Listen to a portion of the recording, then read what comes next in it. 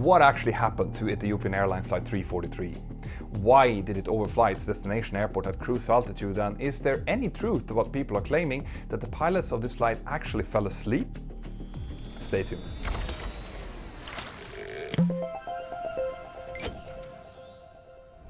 A lot of people have tagged me and keep tagging me on articles about this event, and that's because it is very recent and very spectacular. No report is available yet, meaning that there's not a lot that we know about the event in itself. However, we do know some key facts about the flight. For example, this event involved a 12-year-old Boeing 737-800 with registration Echo Tango Alpha Oscar Bravo. The crew were operating Ethiopian Airlines Flight 343, and this is a daily flight departing from Khartoum International Airport in Sudan towards Addis Ababa Bole Airport.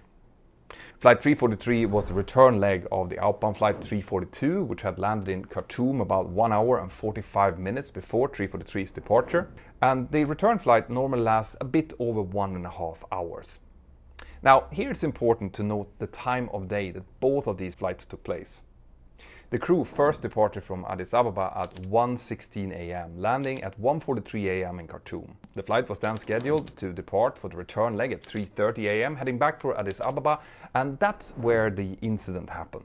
Now, the reason that these times are so important is because these are basically back-of-the-clock flights taking place during the window of circadian low, late at night. This matters because this is the time of the day where the human body clock is set to sleep. The body temperature drops and you basically feel that the body is screaming that it just wants to go to sleep. It has been proven through multiple studies that humans, which pilots are, make more mistakes during that time frame, and because of that our maximum duty time is limited during those hours. Now, it's extremely important that we prepare for those kinds of flights by eating right, exercising and taking proper naps before. Anyone who's tried to stay awake and work at those times of night knows exactly what I'm talking about. Since we don't yet have an official report, we don't really know how many passengers and crew were on board the incident flight. The following is what we do know. The flight took off from Khartoum a few minutes ahead of schedule using runway 18. The crew then appeared to have had an uneventful climb until reaching flight level 370 for the cruise portion of the flight.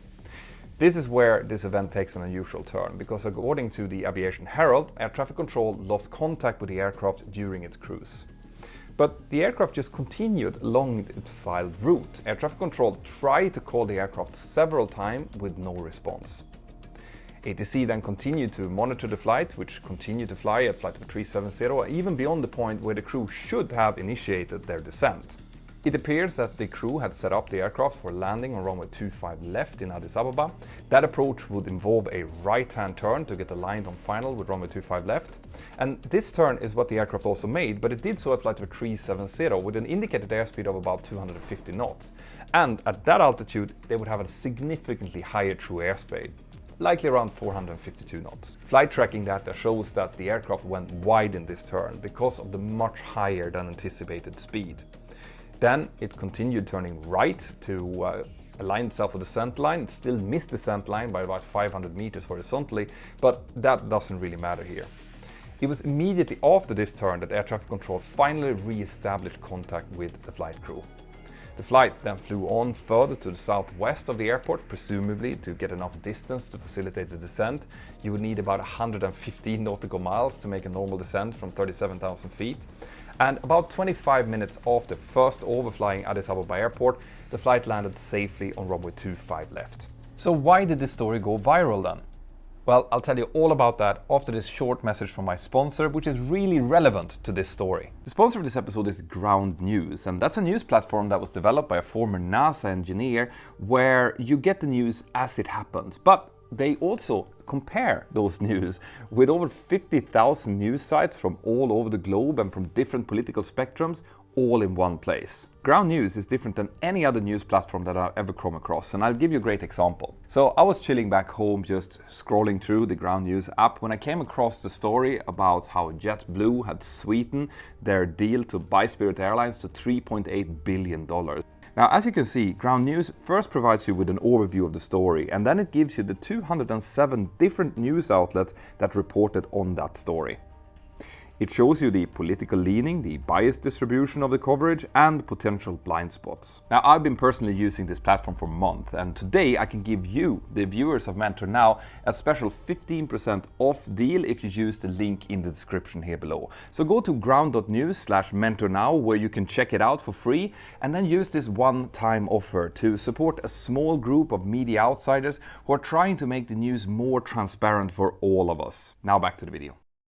Now, what made this story go viral is a suggestion that the crew fell asleep during the flight. This would explain the loss of communication, the fact that the aircraft remained at its cruising altitude, and its apparent attempt to follow an approach path also at cruise altitude.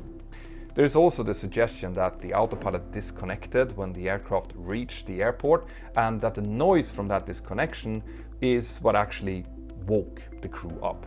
But there are some inconsistencies about this, since the autopilot shouldn't disconnect.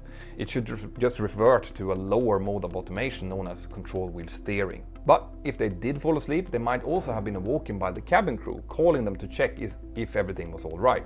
They would have definitely been worried, since they would feel that the aircraft wasn't in a descent, and they would have known what their planned landing time was. Anyway, on the 20th of August, 2 days after the story had gone viral in many news media, Ethiopian Airlines made the following statement on its social media pages. We have received a report which indicates that Ethiopian flight number Echo Tango 343 en route from Khartoum to Addis Ababa temporarily lost communication with Addis Ababa Air Traffic Control on the 15th of August 2022. The flight later landed safely after communication was restored. The concerned crew have been removed from operation pending further investigation, and appropriate corrective action will be taken based on the outcome of the investigation. Safety has always been and will continue to be our first priority. Now, we can see here that the airline is not confirming that the flight crew actually fell asleep, but it's not denying it either. However, the airline is describing this as a loss of communication incident, which it technically is. And as a few people have already pointed out, there are certain procedures that flight crew should follow if there is a prolonged loss of communication known as PLOC, or in the United States it's also known as a no radio event, or NORDO. One thing that the flight crew would do if they were aware of an issue with the radios would be to set their transponder to 7600. They could then continue their flight, starting the descent when they reach the final approach point, or at a different point on the arrival depending on the airport. There are different rules for how to fly without radios in basically every country and almost on every major airport.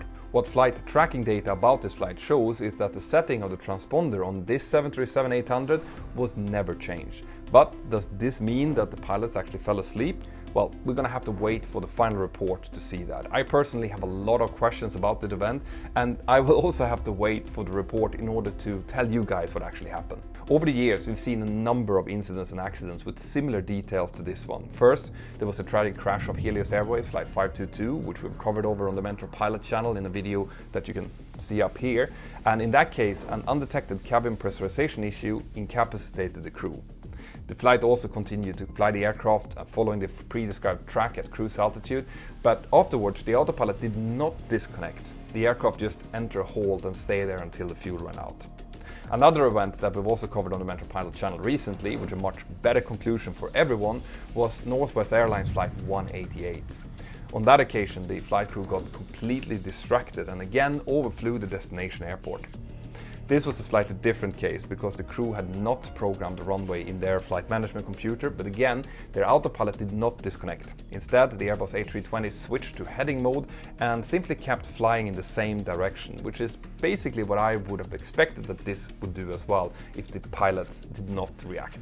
There are some commercial aircraft which have systems that help prevent events like this from happening. Pilots might have to press a button or a switch at regular intervals in order to keep an alert from sounding, or there might be timers.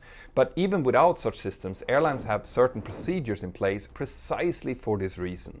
For instance, the cabin crew is supposed to contact the pilots every 20 or 30 minutes, checking that everything is okay. They subtly mask that by asking if we need coffee or tea normally. So what do I think about this then?